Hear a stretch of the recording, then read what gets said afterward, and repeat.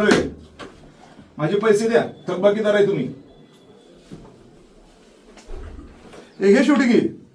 आपले पैसे regular light bill ज्यांनी भरलेलं आहे घरगुती, त्याला रेग्युलर लाईट मिळाले पाहिजेत. नाही मिळाले, लाईन ट्रिप झाली तर 50 रुपये प्रति घटना.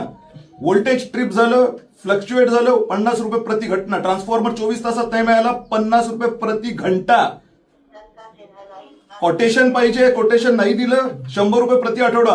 कोटेशन भरले, कोटेशनचे हे केलं नाही, पूर्तता केली नाही, 63 ट्रान्सफॉर्मर 100चा पाहिजे. सिंगल फेज लाईट पाहिजे.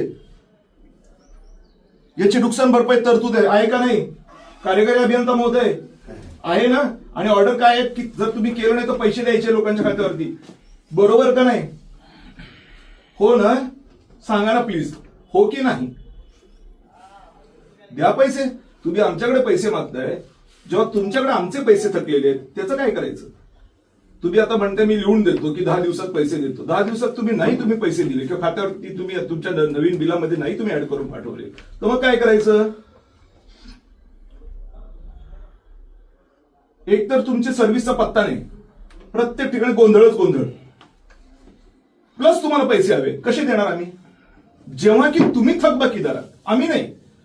जे रेग्युलर लाईट बिल भरणारे लोक आहेत, किती तुमच्या रेकॉर्डवरती आहे किती लोक रेग्युलर लाईट बिल भरणारे आहेत? एकूण कन्झ्युमर संख्या किती आहे तुमच्या सब डिव्हिजनची? कोण आहे तुमचा माणूस? त्याच्यापैकी किती रेग्युलर लाईट बिल भरणारे लोक आहेत? त्यांना तुम्ही याप्रमाणे पैसे द्या 10 दिवसामध्ये. त्यांचे तुम्ही थकबाकीदार आहात. आणि मी माझे आमदार या प्रोटोकॉलनुसार बोलतोय. माझे आमदार म्हणजे कोणच माणूस नसतो असं नाही. आम्हाला विधानसभेचा आयकार्ड आहे आणि आम्ही विधानसभेच्या फक्त सभागृहात नाही जाऊ शकत, लॉबीपर्यंत जाऊ शकतो आम्ही. जिकडे तुमच्यापैकी कोणीच इथं बसलेलं येऊ शकत नाही. तुम्ही विधानसभेच्या प्रांगणात सुद्धा एंटर करू शकत नाही विदाउट परमिशन. न पोलीस न तुम्ही. आयपीएस जरी असला तर त्याला मीटिंग असेल तर तो आत येऊ शकतो. इथपर्यंत विधानसभेची गरिमा आहे. त्याचा मी माझे सदस्य ज्याचे माझ्याकडे प्रमाणपत्र आहे.